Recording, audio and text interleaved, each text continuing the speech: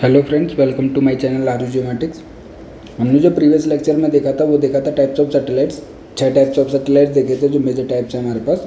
उसके बाद हमने जो फर्स्ट क्लास में देखा था प्लेटफॉर्म एंड सेंसर्स में, उसमें देखा था हमने टाइप्स ऑफ प्लेटफॉर्म्स। तो जो आज हम इम्पोर्टेंट टॉपिक पढ़ने वाले हैं वो है हमारे पास ऑर्बिट्स के टाइप्स। ये मतलब कि इतना इम्पोर्टेंट टॉपिक है, एग्जाम में तो पूछा जाता ही है, साथ के साथ ये हमारे पास रिमोट सेंसिंग का जितना भी बेस होता है वो पूरा क्लियर हो जाएगा अगर आपको ऑर्बिट समझ आ गया। और सैटेलाइट्स तो ऑलरेडी आपने देख लिया है। तो ऑर्बिट्स आज हम पढ़ेंगे। इसमें भी बहुत सारे डिफरेंट क्लासिफिकेशन है। तो अभी हम समझ लेते हैं ऑर्बिट्स क्या होता है, फिर उसके हम टाइप के बारे में देखेंगे। तो इसमें हमारे पास क्या है कि प्रीवियस सेक्शन में हमने देखा था कि remote sensing instruments can be placed on a variety of platforms to view and image targets. तो अभी हम डिस्कस जो कर रहे हैं कि any object that moves around the earth has an orbit. Means कोई भी अर्थ का शेप मान लीजिए और फिर इसके अराउंड अगर कोई भी ऑब्जेक्ट जो है वो मूव कर रहा है तो वो एक पर्टिकुलर पाथ में मूव करता है। तो उस पाथ को क्या कहते हैं, एक ऑर्बिट कहते हैं, कि जिस पाथ में वो मूव कर रहा है ऑब्जेक्ट जो होता है। तो जितनी भी सैटेलाइट्स हैं हमारे पास वो ऑलरेडी फिक्स्ड होती हैं, तो कितनी स्पीड पे और कितने डिस्टेंस पे हमारे पास रहेंगी ऑर्बिट अर्थ के शेप से। तो इसके बेसिस पे हमारे पास ये जो सैटेलाइट्स होती हैं एक पर्टिकुलर पाथ को फॉलो करती हैं और उसको हम ऑर्बिट कहते हैं, या कह सकते हैं कि सैटेलाइट जो होते हैं एक ऑर्बिट्स में मूव्स अराउंड करती हैं अर्थ के। तो ऑर्बिट सिंपल है, an orbit is the path that a satellite follow as it revolves around the earth. तो कोई भी ऑब्जेक्ट होता है वो ऑर्बिट, उसका एक पर्टिकुलर ऑर्बिट रहता है। तो सैटेलाइट्स का भी एक ऑर्बिट रहता है जिस पाथ में वो रिवॉल्व करती हैं around the earth. The plane in which a satellite always moves is called orbital plane. जिस प्लेन में रहते हैं उसको ऑर्बिटल प्लेन कहते हैं। And the time taken for completing one orbit, अगर पूरे ऑर्बिट को एक चक्कर लगाने के लिए जहाँ से स्टार्ट हुआ अगर वहीं पे वापस आती है सैटेलाइट, तो जितना टाइम पीरियड लगता है उसको हम ऑर्बिटल पीरियड कहते हैं। ऑर्बिट जनरली 3 फैक्टर्स पे डिपेंड करती है कि शेप ऑफ द ऑर्बिट क्या है हमारे पास। ये एलिप्टिकल भी हो सकता है और सर्कुलर भी हो सकता है हमारे पास, depending on the eccentricity that gives the shape of the orbit. अगर हमारे पास डिस्टेंस इक्वल है, हर एक रेडियस मीन्स इक्वल है, तो हमारे पास सर्कुलर और एलिप्टिकल होता है अगर हमारे पास डिस्टेंस सेम नहीं रहता। फिर हमारे पास एल्टीट्यूड पर भी डिपेंड करता है कि एल्टीट्यूड क्या है हमारे पास ऑर्बिट का, उस बेसिस पे ऑर्बिट डिफाइन होती है हमारे पास। तो मैं जैसे बोल रहा था कि ऑर्बिट का क्लासिफिकेशन भी हम पढ़ेंगे, तो किस बेसिस पे हमारे पास क्लासिफिकेशन होता है। एक तो शेप के बेसिस पे, दूसरा एल्टीट्यूड के बेसिस पे, कितनी हाइट है हमारे पास। Means which remains constant for a circular orbit but changes continuously for an elliptical orbit. आपको पता है कि अगर आपका अर्थ का शेप ऐसा है और इसके अराउंड हमने कोई ऑर्बिट चूज़ किया, तो एक तो इलिप्टिकल हो सकता है, तो इसका डिस्टेंस जो इक्वल नहीं है हमारे पास, जो है डिस्टेंस हमारे पास चेंज होता है, कहीं पे पास में रहता है और कहीं पे दूर में रहती है सैटेलाइट्स। लेकिन अगर सर्कुलर पाथ रहता है तो हर एक जगह से हमारे पास डिस्टेंस जो है वो है इक्वल रहता है हमारे पास। तो वही रेडियस इक्वल रहता है, इसलिए हमारे पास जो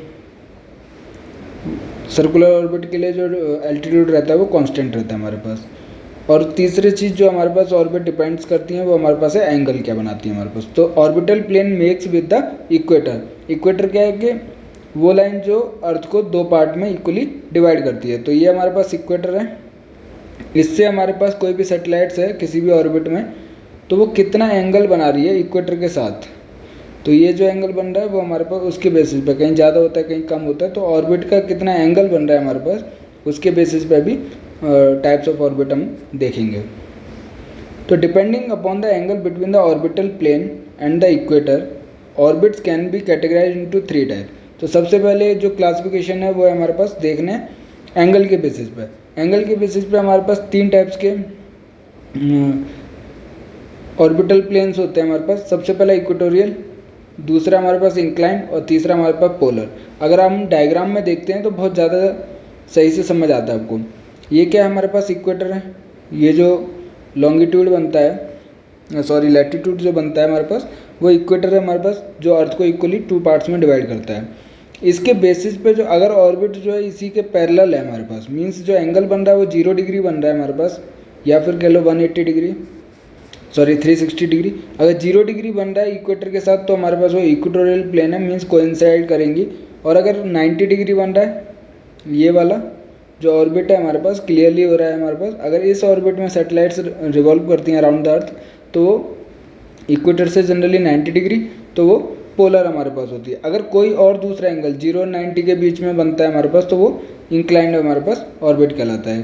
तो ये जो सैटेलाइट्स हैं वो कोई फिक्स नहीं है, हर एक सैटेलाइट्स का फिक्स्ड ऑर्बिट होता है, लेकिन ये ज़रूरी नहीं है, वो डिपेंड करता है कि हम किस पर्पज़ के लिए यूज़ कर रहे हैं उस सैटेलाइट को। तो उस बेसिस पे हमारे पास इंफॉर्मेशन गैदर करने के लिए हमने 3 टाइप्स के ऑर्बिट को चूज़ किया है कि इक्वेटोरियल भी हो सकता है वो जो सैटेलाइट्स रिवॉल्व करती है अराउंड द अर्थ, पोलर भी हो सकता है और इंक्लाइंड भी ऑर्बिट हो सकती है। तो ये एंगल के बेसिस पर है हमारे पास। सबसे पहले कि if the angle known as orbital inclination कितना है इज 0 और 180 degree then the orbital plane lies in the equatorial plane and the orbit is called an equatorial orbit. तो जैसे मैंने पहले बताया था कि 0 डिग्री और 180 डिग्री एंगल अगर इक्वेटर के साथ बन रहा है तो वो इक्वेटोरियल ऑर्बिट रहेगी, मीन्स उसी के ऊपर रहती है हमारे पास। अगर एंगल जो 90 डिग्री बन रहा है तो वो हमारे पास क्या है, पोलर ऑर्बिट कहलाती है। तो 3 टाइप्स के ऑर्बिट होते हैं, इक्वेटोरियल, पोलर और हमारे पास थर्ड होता है इंक्लाइंड ऑर्बिट जो 0 और 90 डिग्री के बीच का एंगल बनाती है हमारे पास। तो सिंपल सी चीज़ है, अब नाम से पता चल रहा है इसको पोलर ऑर्बिट क्यों कहते हैं, क्योंकि जो सैटेलाइट्स होती हैं वो मूव करती हैं नॉर्थ और साउथ पोल्स के थ्रू। तो जैसा कि डायग्राम में देख रहे हो आप कि नॉर्थ पोल और साउथ पोल के उससे सैटेलाइट्स का जो पाथ होता है वो मूव करता है हमारे पास, तो वो पोलर ऑर्बिट कहलाता है। उसके लिए जो एंगल होता है इक्वेटोरियल से कितना होता है, 90 डिग्री होता है हमारे पास। अगर 90 डिग्री और 0 डिग्री के बीच में कोई भी एंगल बन रहा है हमारे पास तो उस ऑर्बिट को इंक्लाइंड ऑर्बिट्स कहते हैं हमारे पास।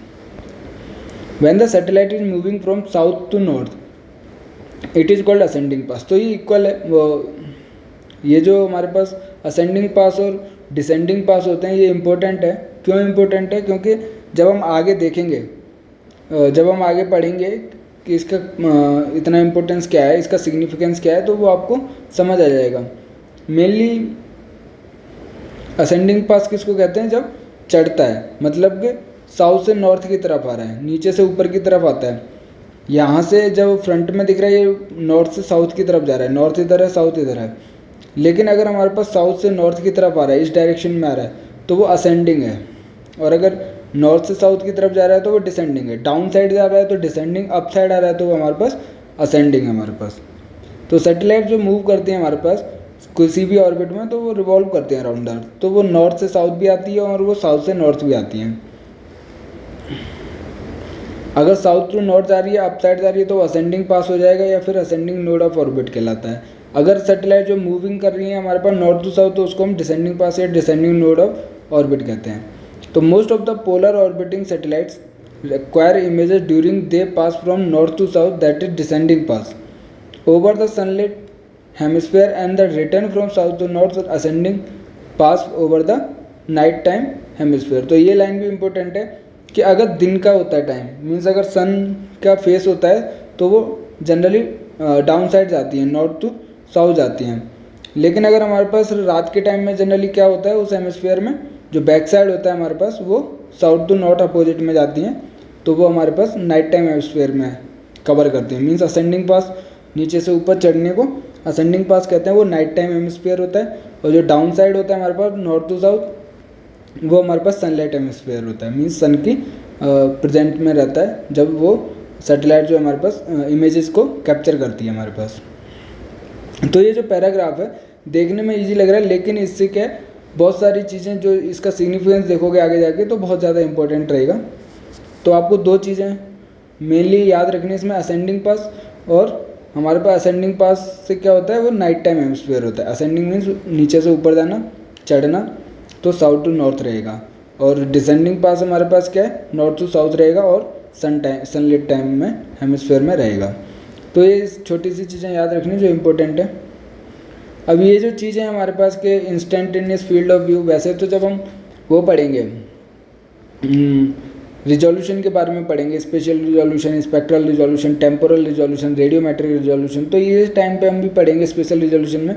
लेकिन फिर भी मैं आपको एक बता देता हूँ कि इंस्टेंटेनियस फील्ड मतलब मैंने ऐसे पहले आपको भी बता रखा है कि रिमोट सेंसिंग का जब मैं पढ़ा रहा था कि एक यूनिट टाइम में इंस्टेंटेनियस टाइम में वो कितना कवर कर रहा है एरिया को, वो हमारे पास इंस्टेंटेनियस फील्ड ऑफ व्यू होता है, ये जो एंगल है। अगर टोटल वो जो उसका पाथ होता है वो स्वाथ विड्थ कहलाती है, वो अलग चीज़ है। बट हम यहाँ पे क्या बात कर रहे हैं कि the term instantaneous field of view कैरेक्टराइजेज the sensor. Sensor की कितनी क्वालिटी रहेगी, कैसा रहेगा, क्या है क्या नहीं है, वो सारी करेक्टरिस्टिक जितने भी होते हैं सेंसर के, वो IFOV से हम बता सकते हैं। It refers the projection of detector element. तो जैसे सेंसर जो इमेज क्रिएट करता है, वो कैप्चर करता है, तो उसके अंदर क्या है, डिटेक्टर एलिमेंट्स होते हैं। जैसे CCD है हमारे पास, charge couple devices on the ground. It is also known as the footprint of the detector element on the ground. IFOV is also referred as resolution element. इसको हम क्या रिजोल्यूशन, क्योंकि इससे क्या स्पेशल रिजोल्यूशन का जो भी क्वांटिटी रहता है, जो भी करेक्टराइजेशन रहता है, वो भी हमारे पास IFOV से हम बता सकते हैं। साथ के साथ सेंसर का जितने भी या डिटेक्टर एलिमेंट जो उसके अंदर है, उससे भी हम बता सकते हैं। उसके बाद आता है हमारे पास कि जो स्पेशल रिजोल्यूशन है, ये भी हम आगे पढ़ेंगे रिजोल्यूशन वाले चैप्टर में, कि the term spatial resolution is use to denote the projection of the detector element जैसे CCD on to the ground, means imaging optics from the satellite और एरियल ऑर्बिट। कहने का मतलब है कि CCD जो है, जो छोटी सी यूनिट है, वो ग्राउंड पर कितना एरिया कवर कर रही है, वो हमारे पास स्पेशल रेजोल्यूशन को डिफ्रेंशिएट करती है। एक्चुअली इसके अंदर क्या होता है कि मान लीजिए ये दो कोई भी ऑब्जेक्ट्स हैं हमारे पास, एक पोल है एक ट्री है, तो इन दोनों के बीच का डिस्टेंस अगर कम है हमारे पास और उसको भी ये क्लियरली विजिबल हो रहा है इमेज में, तो वो बहुत अच्छा गुड रिजोल्यूशन माना जाता है। स्पेशल रिजोल्यूशन मीन्स मिनिमम दो ऑब्जेक्ट के बीच का डिस्टेंस कितना वो डिफ्रेंशिएट कर पा रहा है ऑब्जेक्ट को, तो वो स्पेशल रिजोल्यूशन के अंदर आता है। अगर ये चीज़ें क्लियरली विजिबल हैं तो अच्छा रिजोल्यूशन है, अगर ब्लर हो रहा है, हम उसको डिफ्रेंशिएट नहीं कर पा रहे हैं, तो वो हमारे पास बेकार रिजोल्यूशन रहता है हमारे पास। अब जैसे इंस्टेंटेनियस फील्ड ऑफ व्यू था IFOV, वैसे हमारे पास फील्ड ऑफ व्यू है जो टोटल व्यू ऑफ एंगल रहता है हमारे पास कैमरा का। कहने का मतलब है कि कोई भी सेंसर है उसके अंदर CCD जो डिटेक्टर एलिमेंट है और कैमरा लगा रहता है, तो ये जो टोटल एरिया को कवर कर रहा है, और इसके अंदर जो यूनिट है CCD, वो कितने एरिया को कवर कर रहा है एक पर्टिकुलर टाइम पर, ये IFOV है हमारे पास, IFOV है। और ये जो टोटल है हमारे पास, वो फील्ड ऑफ व्यू है हमारे पास, कि total view angle of the camera which defines the swath. और जितने एरिया को कवर करता है नीचे, जितना स्ट्रिप बनाता है, वो स्वाथ कहलाता है हमारे पास। When a satellite revolves around the Earth, the sensor observes a certain portion of the Earth's surface. Swath or swath width is the area strip of the land of the Earth's surface which a sensor observes during its orbital motion. तो simple सी language है कि जैसे मैंने आपको बताया कि जो अर्थ के अराउंड रिवॉल्व करती हैं सैटेलाइट्स हमारे पास, जो मैंने आपको 3 डायग्राम दिखाया था, उसके अंदर ये जो मूव कर रही है किसी एक पार्टिकुलर ऑर्बिट में, तो इसका जो कवरेज हो रहा है सैटेलाइट्स का, अर्थ के जो कवरेज हो रहा है, मान लीजिए इतने को ये कवर करके चल रही है, तो ये जो लाइन है जितने पार्ट का उसको ये कवर कर रही है सैटेलाइट्स, वो स्वाथ विड्थ या स्वाथ एरिया ऑफ स्ट्रिप होता है जो अर्थ सरफेस पे कवर करता है, तो उसको स्वाथ कहते हैं। अब ये डायग्राम भी दिखेगा आपको तो क्लियर हो जाएगा, बट आपको इमेजिन करना है अभी, इसलिए मैं नहीं दिखा रहा हूँ, कि एक बार आप खुद से देखिए। अगर आपके मन में खुद से इमेज बन रही है उस चीज़ की जिस चीज़ को मैं समझाने की कोशिश कर रहा हूँ, तो आपको हमेशा याद रहेगा। अगर मैं दिखा दूंगा तो फिर आप हो सकता है आगे जाके भूल जाओ। तो सिंपल सी चीज़ है कि ये अर्थ है अगर हमारे पास, और हमारे पास मान लीजिए इंक्लाइंड में हमारे पास सैटेलाइट्स मूव कर रही है, तो मान लीजिए यहाँ पर जब आएगी तो एरिया को कवर करेगी, यहाँ पर है तो यहाँ वाले पार्ट को कवर कर रही है, लेकिन जो कवर कर रही है वो एक स्ट्रिप के फॉर्म में कवर करती है, तो उसको हम स्वाथ विड्थ कहते हैं। जब अभी डायग्राम में भी दिखा दूंगा। स्वाथ्स very from one sensor to another but are generally higher for space-borne sensors ranging between tens and hundreds of kilometer wide in comparison to airborne। तो सिंपल सी बात है कि स्वाथ किसका ज़्यादा होगा।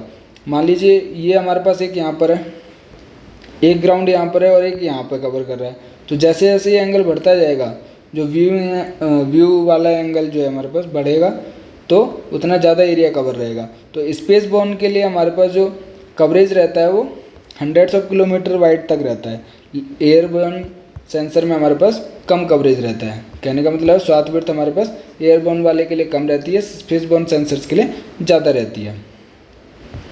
The polar orbiting satellites are able to acquire images of almost the entire Earth, despite the fact that as the satellite orbits the Earth from pole to pole, its east-west position does not change।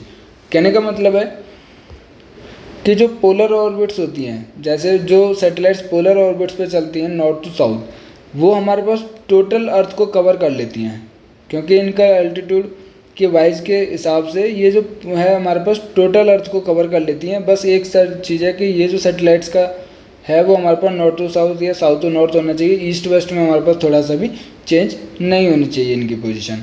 तो जो polar satellites होती हैं वो अर्थ के cover करने के लिए, earth observation में यूज की जाती हैं वो हमारे पास सैटेलाइट्स।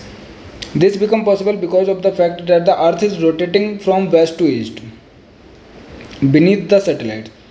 क्योंकि आपको पता है कि अर्थ जो है वो रोटेट भी करती है, रिवॉल्व भी करती है, तो जो इसके अराउंड सैटेलाइट्स हैं वो हमारे पास रिवॉल्व, तो मतलब यहाँ पे मान लीजिए ये अर्थ हुआ, ये हमारे पास रोटेट कर रहा है, वेस्ट टू ईस्ट रोटेट किया, और हमारे पास इसके जो ऑर्बिट है नॉर्थ टू पोलर ऑर्बिट्स है, और इसके ऊपर हमारे पास सैटेलाइट्स हैं। मान लीजिए यहाँ पर सैटेलाइट्स है, तो ये जो कवरेज कर रही है वो अर्थ के ऊपर तो कवर कर रही है, और ये साथ के साथ रोटेट भी कर रही है अर्थ।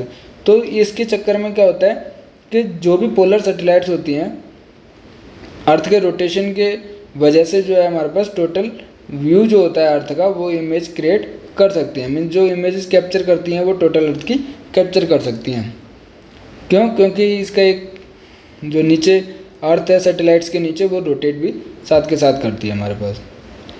The rotation of the earth causes a steady westward shift of the swath which allows the satellite swath to cover a new area which with each consecutive pass।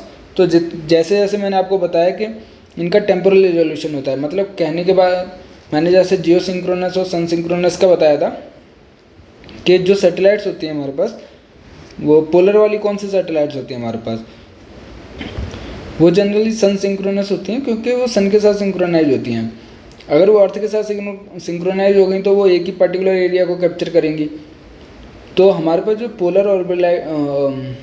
Polar orbit में जो satellites होती हैं वो हमारे पास सन synchronous होती हैं, क्योंकि particular revolution के द्वारा वो बार बार कवर करती हैं अर्थ सरफेस को, और जो अर्थ का रोटेशन होता है उसकी वजह से क्या है टोटल अर्थ कवरेज हो जाता है हमारे पास। उसकी वजह से जो स्वाथ विड्थ होती है, मान लीजिए अर्थ तो रिवॉल्व कर रही है, पहले सैटेलाइट्स ने इतने एरिया को कवर किया, फिर ये रोटेट कर गई तो वो हमारे पास इस न्यू एरिया को भी कवर कर लेगी, फिर और रोटेट करेगी, दोबारा मान लीजिए सैटेलाइट आई, उसने इतना कवर किया था, फिर आएगा तो इसको भी कवर करेगा। तो उसकी रोटेशन और रिवॉल्यूशन की वजह से क्या हमारे पास टोटल अर्थ कवरेज हो जाता है हमारे पास। Thus the swath is generated by combined action of satellite orbital motion and the earth rotation। तो जो स्वाथ विड्थ बनती है वो एक तो सैटेलाइट के ऑर्बिटल मोशन जो उसका रिवॉल्यूशन रहता है सैटेलाइट का, उसके बाद उसके साथ साथ क्या अर्थ के रोटेशन की वजह से भी हमारे पास स्वाथ विड्थ वेरी करती है to the orbital plane and it allows complete coverage of the earth surface. और इसकी वजह से क्या है हमारे पास जो अर्थ का कवरेज होता है वो कम्प्लीटली हो जाता है। जो मैं आपको बता रहा था कि डायग्राम अगर आपने इमेजिन किया तो सिंपल सी चीज़ है, जो मैं बार बार आपको बता रहा था, ये अर्थ हो गई हमारे पास, इक्वेटर हो गया, और ये सैटेलाइट्स है जनरली हमारे पास पोलर ऑर्बिट्स या इंक्लाइंड ऑर्बिट्स के तौर पर दिखाई गई है। तो अगर ये नॉर्थ टू साउथ आ रही है इसका मतलब क्या डिसेंडिंग पार्ट है और सनलाइट के हेमिस्फीयर में हमारे पास। तो ये जो सैटेलाइट्स है जब यहाँ से मूव करेगी तो ये हमारे पास जो नीचे इसके सरफेस आ रहा है उसको ये कवर करते हुए चलेगी, उसकी फ़ोटोज़ को कैप्चर करते हुए चलेगी। जैसे ये सैटेलाइट्स है उसके नीचे जितना भी कैमरे का अंदर का जो कवरेज रहेगा वो मान लीजिए इतना रहेगा, तो जितना ज़्यादा कवरेज रहेगा उतना स्वाथ कहलाता है हमारे पास। अब अलॉन्ग द ट्रैक है जैसे जैसे मूव करती जाएगी और अर्थ का रोटेशन भी हो रहा है, तो हमारे पास रोटेशन की वजह से जो स्वाथ का एरिया है वो भी हमारे पास नया मिलता रहता है हमारे पास। तो अगर आप इमेजिन करना है और सिंपल सी चीज़ है हमारे पास, कुछ नहीं है, आप चलते जाइए और नीचे से मान लीजिए आपने कोई फ़ोन जो है अपने हाथ में पकड़ा हुआ है और ग्राउंड की फ़ोटोज़ लेते जा रहे हो। अगर आप चल रहे हो और अगर अर्थ रोटेट भी करती है, तो आप आगे भी बढ़ रहे हो, अर्थ रोटेशन भी हो रहा है, तो नया नया जो एरिया है हमारे पास, उस नए नए एरिया की फ़ोटोज़ आपको मिलेंगी। तो वही इस schematic diagram showing the concept of the swath and field of view. Satellite imaging a strip of land that is swath on its descending path. Already बता चुका हूँ, north to south down side आ रही है, descending pass हो गया। Showing relation between field of view and swath. तो generally क्या है, फील्ड ऑफ व्यू ये एंगल है और ये हमारे पास जो स्ट्रिप को कवर करती है वो स्वाथ कहलाता है हमारे पास। ये सारी चीज़ें आपको जब रिजोल्यूशन के बारे में हम पढ़ेंगे, स्पेशल रिजोल्यूशन के बारे में, तो उसमें न्यूमेरिकल्स भी हम देखेंगे और साथ के साथ जितनी भी थ्योरी अगर आपको समझ नहीं आ रही है तो वो भी क्लियर हो जाएगी। You should note that the elevation of the satellite orbit is designed in such a way that the same location will be retraced imaged in a period of few weeks. तो ये सन synchronous का होता है कि जो इस तरीके से हमारे पास सैटेलाइट का मोशन और ऑर्बिट को सेट किया जाता है कि आज नहीं कल नहीं तो कुछ दिनों के बाद, फ्यू वीक्स के बाद ही हमारे पास वो सेम अर्थ की पोजीशन को कवर करेगी। हमारे पास जो सैटेलाइट्स होंगी फिर से उस जिस एरिया को जिस टाइम पीरियड पे हमने फ़ोटो ली है उस एक हफ्ते बाद, 2 हफ्ते बाद, 3 हफ्ते बाद, कुछ वीक्स के बाद हमारे पास उस सेम एरिया को वो कवर करती हैं। The time taken for a sensor to complete tracing imaging of the almost the entire earth before it starts tracing of the same area for a second time is known a orbital cycle.